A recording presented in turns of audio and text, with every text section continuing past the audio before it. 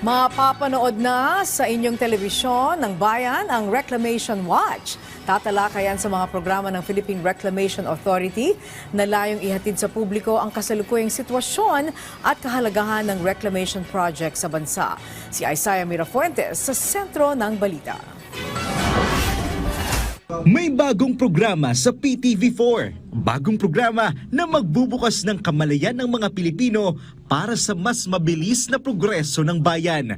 Ito ang Reclamation Watch.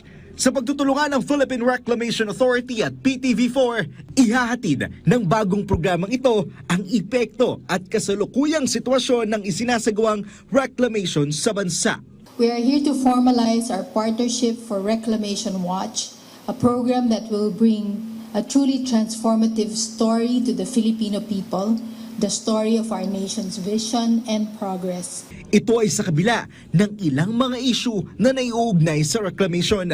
Nais ipaliwanag ng programang ito kung bakit ba kailangang ipagpatuloy ang reclamation project at kung ano ang aksyon ng PRA sa mga apektado nito. Yung interview kasi ditong gagawin nila, ang kakausapin talaga nila yung mga affected people.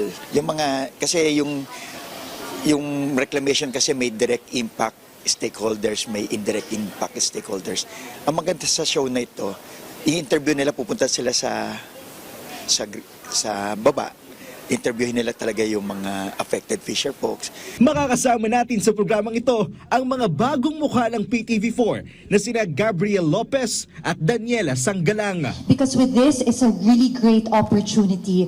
And you'll be learning about this as you keep up with the series. So it's a really one-of-a-kind special opportunity, and it is something that will make the Filipinos proud of. We have now our platforms, and thanks to PTV for allowing us to share yung purpose ng Reclamation Watch. Mapapanood ang Reclamation Watch mula September 27 tuwing Sabado, 11 a.m. sa PTV4. Isaiah Mirafuentes para sa Pambansang TV sa Bagong Pilipinas.